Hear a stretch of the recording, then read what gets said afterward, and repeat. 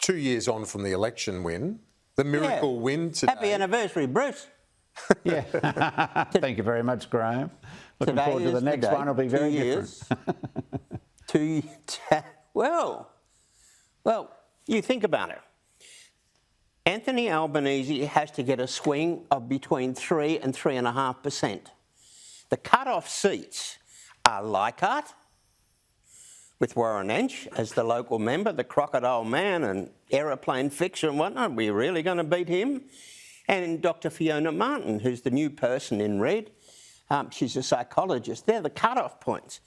Now, it seems to me that there are a lot of seats under about 3.5% swing that are not going to fall to Mr Albanese. So he's looking at swings up of around 4% to win.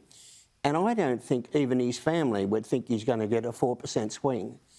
You know, I think one of the problems, and we know that the Prime Minister will campaign well, we know that even now, you know, after difficult periods, it's close. But, you know, once you get to a campaign, the Prime Minister will campaign well. And I'm just not quite sure at the moment, sort of Mr Albanese's got a bit of a B-grade team, and if he doesn't know where he's going, why would you follow him? Bruce, your sense of things, as we've now marked at least two-thirds of this Morrison government term? Well, he doesn't have Christian Porter in his team, that's for sure. You know, there's a lot of issues that are bedeviling this administration, which are going to come back to bite it further down the line. The thing I find very interesting about the way in which the polls are going is that the states have been rewarded for the way in which they've protected their citizens, and that's been reflected in very high primary votes and comfortable majorities for the incumbents. We haven't seen that sort of number for Scott Morrison, notwithstanding the fact that he should be getting really, really good party votes because of the fact that they're dealing with a terrible problem in COVID. And that, of course, is, I think, because people aren't particularly satisfied with the way in which he has managed it, and they've largely seen it as being something that the states have done well. So I wouldn't be saying that this is a lay-down misere for anybody. At the last news poll before this, it was 50-50. Now it's 51-49 to Morrison after an incredibly generous budget. So I would think that the next 12 months are going to be very, very interesting, and it'll be good to see how the campaign unfolds. It's not going to be an easy one, but it's going to be one which will be highly contested by Labor.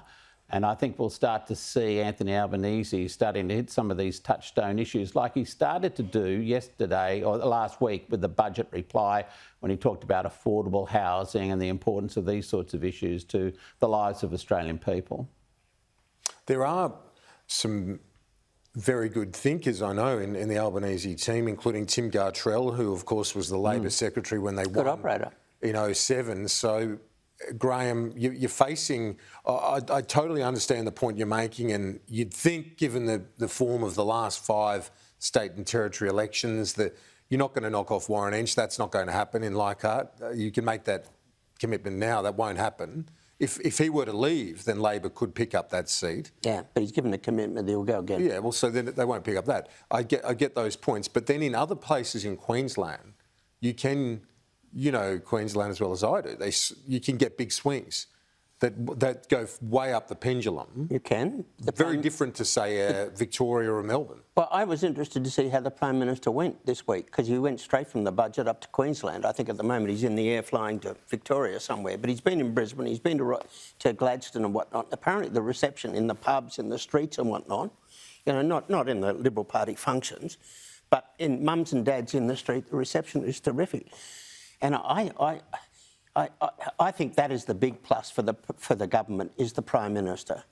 You know, when you get to an election campaign, it's compare and contrast. Do you want this party and do you want that leader?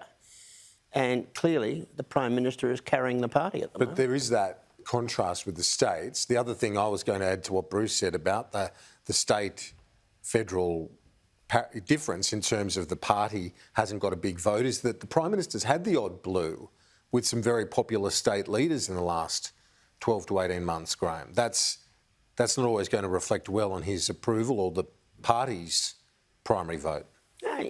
Yeah. But, you know, I tell you which side I'd prefer to be on at the moment, 2/3 of the way through the election, through the campaign, through the period, and you know damn well when that election is called, probably after another budget, probably, you know the Prime Minister's going to perform well on the campaign, and people are saying that bloke knows what he's doing. The other bloke, not sure.